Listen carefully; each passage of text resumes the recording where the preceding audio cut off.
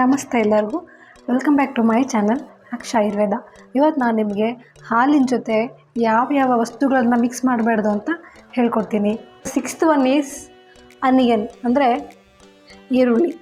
ಈರುಳ್ಳಿ ಮತ್ತು ಮಿಲ್ಕನ್ನು ಕೂಡ ಒಟ್ಟಿಗೆ ಕಂಬೈನ್ ಮಾಡೋ ಹಾಗಿಲ್ಲ. ನಾನು ಮುಂಚೆನೇ ಹೇಳ್ದಂಗೆ ಗ್ರೇವಿ ಮಾಡಬೇಕಾದ್ರೆ ಕೆಲವೊಬ್ರು ಕ್ರೀಮ್ ಯೂಸ್ ಮಾಡ್ತಾರೆ, ಅಥವಾ ವೈಟ್ ಸಾಸ್ ಪಾಸ್ತಾನಲ್ಲಿ ಆನಿಯನನ್ನು ಹಾಕ್ತಾರೆ ಪ್ಲಸ್ ಮಿಲ್ಕನ್ನು ಹಾಕ್ತಾರೆ, ಅದರಲ್ಲೂ ಮತ್ತು ಉಪ್ಪು ಕೂಡ ಹಾಕ್ತಾರೆ. ಮೂರು ಕೂಡ deadly combination for skin disease and indigestion and hyper acidity.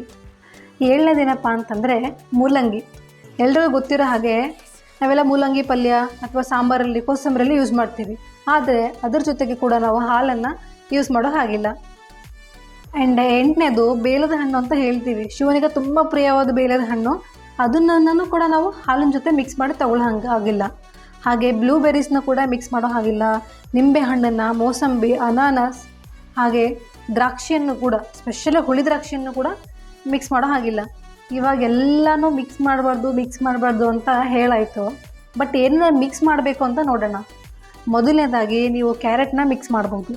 ಹೇಗೆ ಅಂತಂದರೆ, ಕ್ಯಾರೆಟ್ ಹಲ್ವಾ ಮಾಡ್ತೀರಲ್ವ, ಕ್ಯಾರೆಟ್ ಹಲ್ವಾನ ತುಂಬ ಹಾಲು ಯೂಸ್ ಮಾಡ್ಕೊಂಡು ಮಾಡ್ತಾರೆ. So that you can have, ಅದು ನಿಮಗೆ ಪ್ರಾಬ್ಲಮ್ ಮಾಡೋಂಗಿಲ್ಲ. 2ನೇದು ಚಿಕ್ಕು ಹಣ್ಣು ಗೊತ್ತಲ್ವ, ಚಿಕ್ಕುನೂ ಕೂಡ, ಅಥವಾ ಸಪೋಟಾನ್ ಅಂತ ಏನು ಹೇಳ್ತೀವಿ, ಸಪೋಟಾನು ಕೂಡ ನೀವು ಯೂಸ್ ಮಾಡ್ಬೋದು ಹಾಲಿನ ಜೊತೆಗೆ. You can use mango also with milk.